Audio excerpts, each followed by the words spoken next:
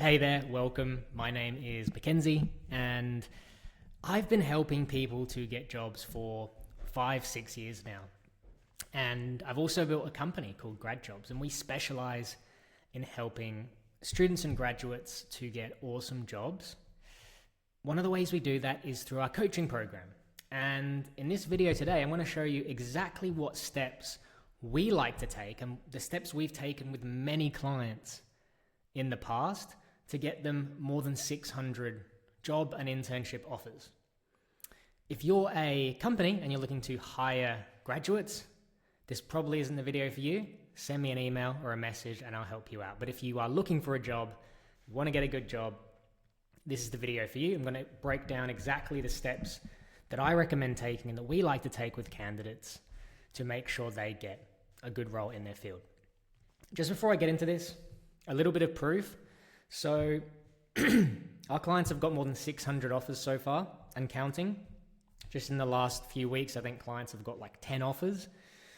And this strategy has worked, pardon me, in almost every field you can think of. You know, we've had clients get into consulting, data analysis, business analysis, AI, marketing, sales, property, civil engineering, mechanical engineering, mechatronics, IT, software engineering, actuarial, consulting roles. Honestly, almost every role you can think of, you can get it with this strategy. And we have helped clients get jobs from all sorts of different companies. Pardon me. But consistently, this exact strategy has worked to help clients get jobs at top companies. Like we've had clients get offers from more than 60 offers from the big four firms. So that's the Deloitte, KPMG, EY, and PwC. And you wouldn't believe the list of organizations where our clients have got offers.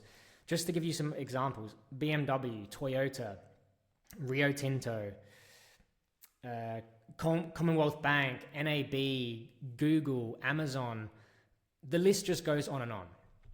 So, and also just as a side note, this works not just for graduates, it works for pretty much anyone looking for jobs. And we've even helped people land jobs that are much more senior. For example, we helped one lady get a very senior change management / business analysis lead role at a major bank. We've helped people who have been in VP positions and things like that as well. So we do that. But most of what we do is focused on helping students and graduates because we notice you guys are the people who need the most help and there's not really anyone helping you. So without further ado, let me explain what the strategy is. I've only got 20 minutes, so I've got to be quick. And I'm also making this on the fly, so there's absolutely no planning here. I wanted it to be very authentic. So there are a few different steps you need to take. Now, the first step is incredibly important. Pardon me. And this is to basically do an inventory, like a skill, an experience, and an interest inventory. And in our programs, we don't always go through this process end to end. It depends on the client that we're working with.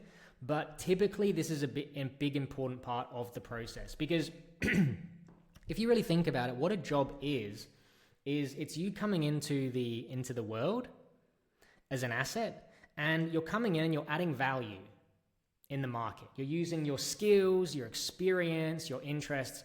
You're coming in and you're adding value. You know, if you're a data analyst, you're building systems to kind of collect, extract, manipulate, analyze, assess data, and look for key insights which help to improve various aspects of a business or a government in terms of performance. If you are a doctor, and we don't really help doctors, we have helped medical people, but just to give you an idea, if you're a doctor, the value you're adding is people are coming with issues and you're solving those medical issues. If you are a AI consultant, you're coming in and you're helping businesses or governments or not-for-profits or whatever they are to use AI to improve their operations. And in the end, it usually comes down to kind of improving revenues or profits, cutting costs, and improving client or customer satisfaction. They're kind of the main things that you do in a role. But you're coming in and you're adding value, and because you're adding value, you get paid money. That's kind of what a job is, right? So my philosophy is to get a job. What you probably first want to do is figure out, okay, well, what am I actually good at? What am I skilled at? What am I interested in? What am I uniquely positioned to do in the world, in the market? And once I know that, I can then go and find, okay, these kind of companies, these kind of jobs, they're the best fit for me right now. So we want to do an analysis of our strengths, our interests, our qualifications, our skills, all those sorts of things, where we're at. The next step, whoopsie.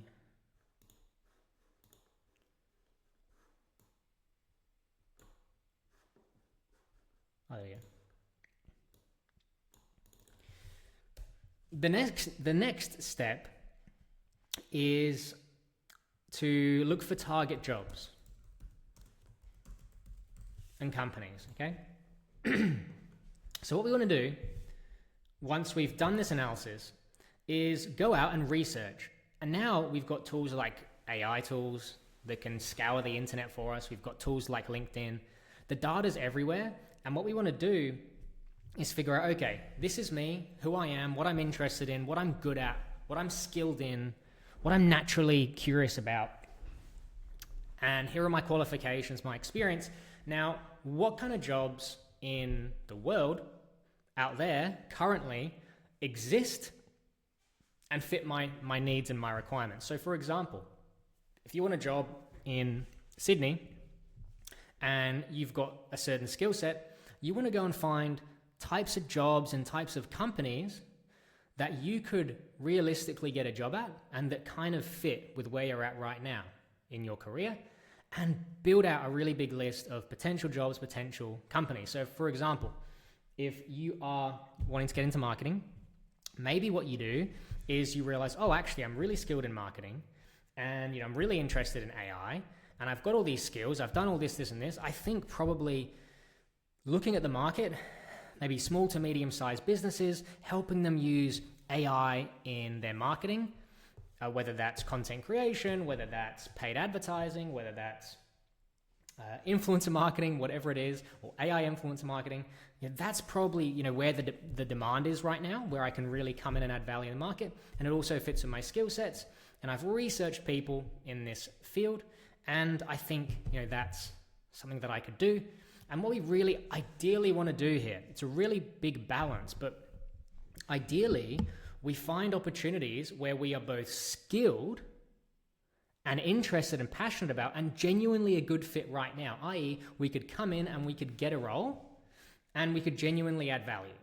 And if you're a student or a graduate, sometimes you might think, oh, well, I don't have experience yet, or I don't have enough experience. And now that's fine, that's normal. So you just have to adjust and try and target opportunities where they fit your level of experience. So if you're going for kind of a mid-level business analyst role and you have no experience, or even a business analyst role where they have high expectations, you have no experience, just a degree, it's probably going to be a bit almost impossible to get that job, right?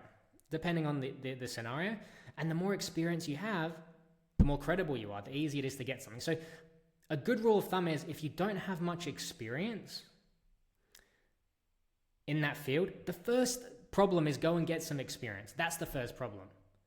Sure, there are cases where you can have no experience, maybe some qualifications and certification, and you can just go straight into a role that pays well full time.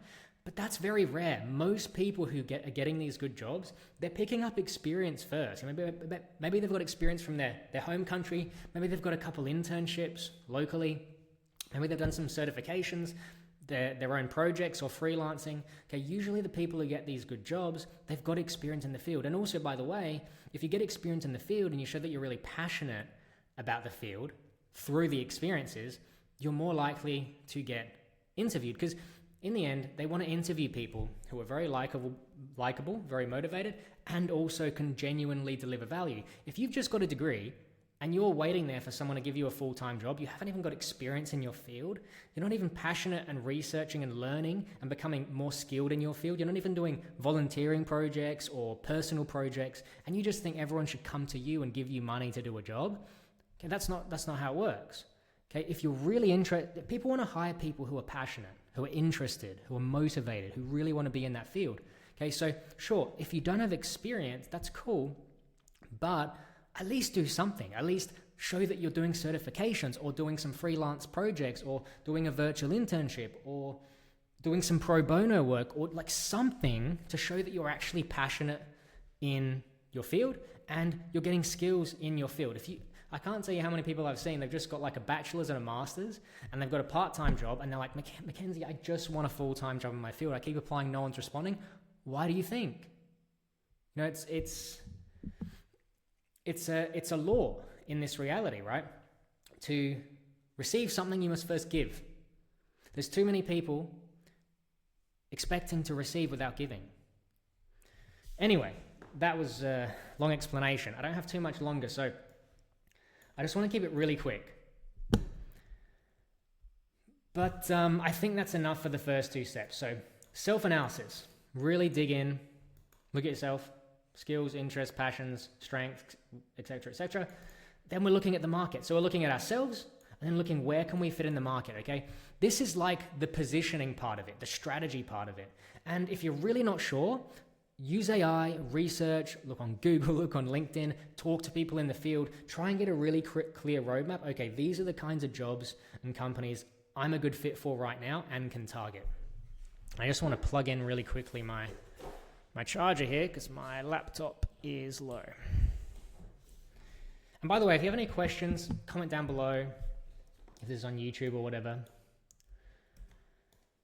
Okay, the next step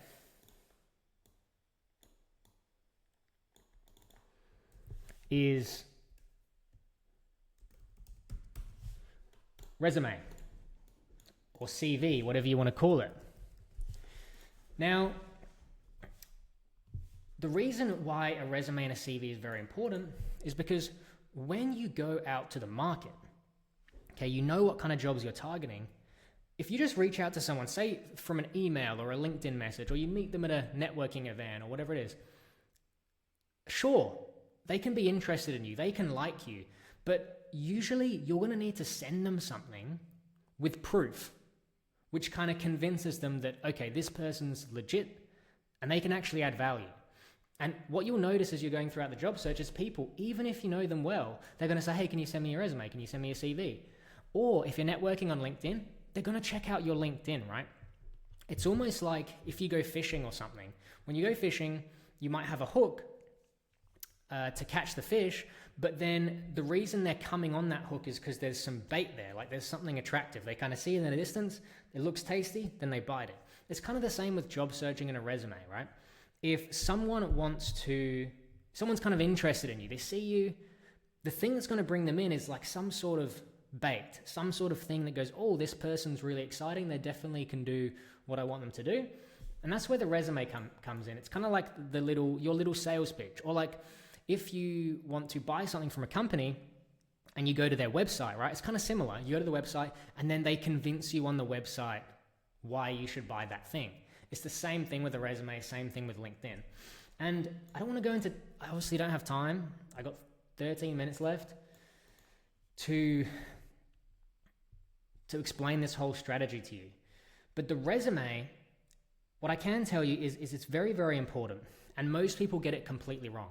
Most people, the way they think about the resume is, okay, I have to put my projects, my education. Basically, they think, okay, there's a blueprint, a template for what the resume should have. And then they just fill it in like a form. They just put in the information. That's not going to serve you very well. The way you want to think about the resume or the CV is like a selling document. One of the best ways you can do this is go and look at the target jobs and companies you really want. Do some research, use AI, and figure out what are the key things that are really going to blow away a decision maker at one of those companies if you have it on your resume. So for example, if you are going for let's say an AI consultant position, and you just do your resume the normal way, you might just put on Master of AI, Master, or whatever you have, Master of IT with an AI focus.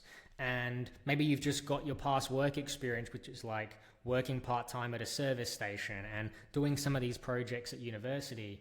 And maybe you have an undergrad in computer science or something like that. And you just fill in the form and you give it to them.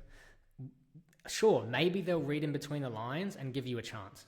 Maybe that will happen. But usually that's not going to happen.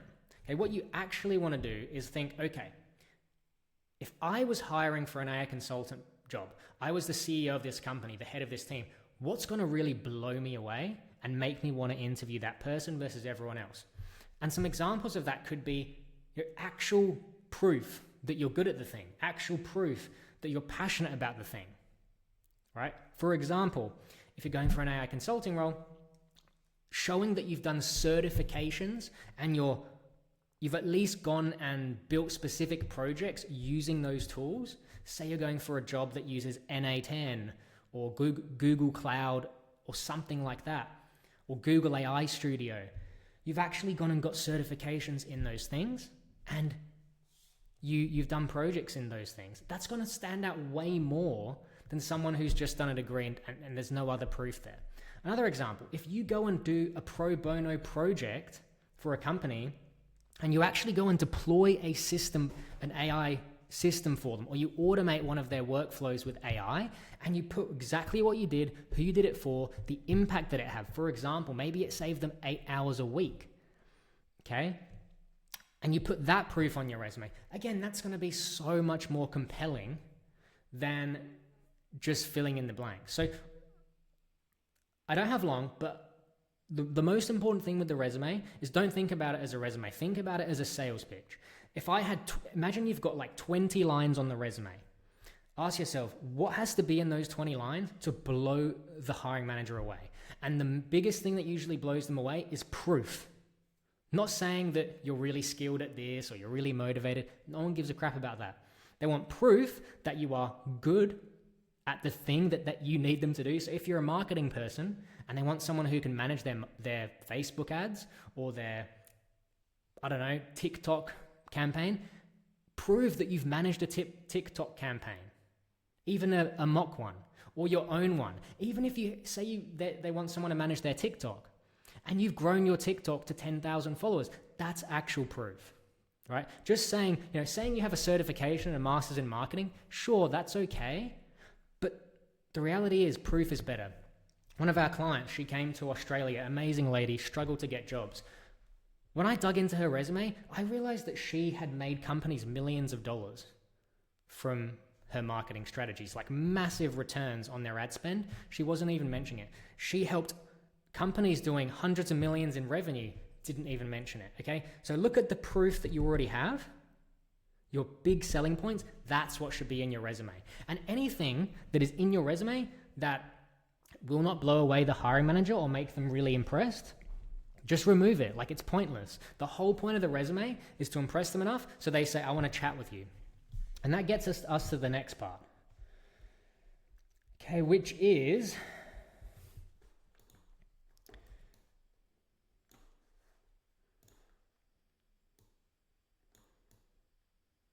I should bring these more together, shouldn't I got to actually really hurry up. I got to go. But LinkedIn, you want to have a really well optimized LinkedIn, and there's a couple reasons. Biggest reason is LinkedIn is like the world database of potential employees. So when people need someone with certain skill set, they often go to LinkedIn and they'll search. So if you optimize your LinkedIn to show that you're really passionate about that specific thing, you're really good at that specific thing, you're really professional, and you have all the right keywords and everything, you really market yourself well on LinkedIn, people can literally just come to you and give you opportunities. We've had tons of clients get jobs that way. But the other reason is one of the best ways of getting jobs is not just by applying, but by reaching out to the companies that you want to work with directly, reaching out to the right people, building relationships with those people, and proving that you're quality, likable, trustworthy, passionate. And when you do that, and then once you've done that, ask them for an opportunity, you'd be surprised how many opportunities you can get through this. So many of our clients get jobs by networking. But to do this well, you need a good LinkedIn, because imagine you reach out to the CEO of a company you really like, a medium-sized firm, and your LinkedIn looks like crap. It doesn't show you're passionate about that thing, doesn't show you're good at that thing, doesn't show you're super professional and likable. They're not going to be interested and respond. So this is the base for networking, and your resume is going to inform most of this. Okay. Now the next thing, I know I've got to go, I've been blabbing a bit too much, but the next thing is networking. And when I say networking, I don't mean going to networking events. Sure, that's cool. You can go to networking events. It does work. But it's not very scalable. The best networking strategy that our clients have used is LinkedIn and cold email. And what you basically do is, remember when we identified all these companies and jobs you can have? So you want to identify literally all the potential companies and jobs you can get at those companies in your area that fit your criteria. This could be hundreds and hundreds of companies. And honestly, if I was getting a job now, I would be building a list of like hundreds of companies, as many as I can, where I could get a job and I could add value, and what kind of job I could get there. And that's all this initial part where we're finding those opportunities. Once you've got that, the next bit is networking, right? Because to get from where you are now to getting an offer at that company, there's only one thing stopping you. And that's a decision maker at the company, the person who makes hiring decisions, going, okay, yes, I want to hire this person. I approve it. We need them. I can afford it for this amount, and I'm going to bring them on. That's all it takes. Okay, the junior person at that company isn't going to hire you. Even the recruiter or the HR person isn't going to hire you. It's going to be a decision maker at that company, like the head of the team, the CEO, depending on the size of the company, who's going to go, okay, I want this person in, and I'm going to hire them, right? And obviously, one of the easiest ways you can get jobs is by applying, because that means the company, the decision maker, has already decided that they need someone, and they have then put out a job ad. You then apply, and they go, oh, this person's one of the best. Let's interview, make them an offer. But that works, but it's very competitive and tricky. A lot of jobs are secured without applying. It's just from who you know. But the way you can know the right people is through networking. So basically the strategy is, and obviously it's way more complicated than this, but at a high level, the main thing you need to know is identify all the potential companies you can work with, identify all the decision makers who are at those companies, and you're basically reaching out to them and trying to build a relationship with them and show them that you could be a really, really good hire. And it's a numbers game. Every so often, someone's going to say, actually, we are hiring, or actually, I would want to have a coffee with you. And, oh yeah, actually, yeah, we could make something work. Just to give you an idea, right? We also do a bit of recruitment. And I reached out to a few companies in the last week, and a lot of them said, actually, Mackenzie, we are hiring. We just haven't put an ad out yet, but we'd love to speak to the people that you've got. And one company was even hiring more than 10 people over the next few months. They never put the job ad out anywhere. And I only knew about it because I reached out to them. And one of our clients, and we don't usually do this, at least at the time of recording, this is just for exceptional people, okay? We actually went and we basically tried to place him with one of these companies. The CEO, within a week, she responded to me, she organized an interview, and they're about to make him an offer, okay? That job wasn't advertised anyway. The only reason we got that opportunity is because I reached out to them. And you can do the same thing. So many of our clients get jobs by just reaching out. Anyway, this has got to be quick because I'm in a bit of a rush. The next strategy is obviously a job application strategy. And basically, you just need to apply for jobs that you're actually a good fit for with a very high quality resume that is ideally tailored to that role. And that makes a huge difference. Okay, and just focus on quality over quantity. Whoopsie. And okay, once you do this, what will happen is you'll have coffee chats. Okay, okay, let me put it like this.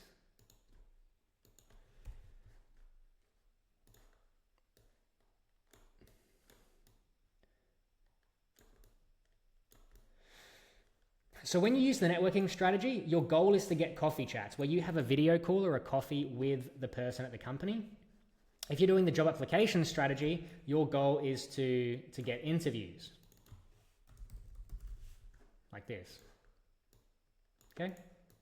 And coffee chats also often turn into interviews. So that's the strategy. And then the last thing is just crushing these interviews. Once you can do those things, you can crush the interviews and the coffee chats, you'll basically get offers. And you do this consistently at a high volume with quality, and you will 100% get the job you want. Okay, I know that was quite quick, but I hope this is helpful. This is the strategy we like to take with our clients. If you want help with this, you want to work with our team, work through the whole process, get help whenever you need it throughout your job search, get support, we have tons of mentors in the field if you want to get mentorship from them, coaching from our team, support until you get a role, then please book a call with our team and we'll do our best to help you out. Again, totally up to you. We just, we love doing what we do and we want to help you guys out. And good luck. You're awesome.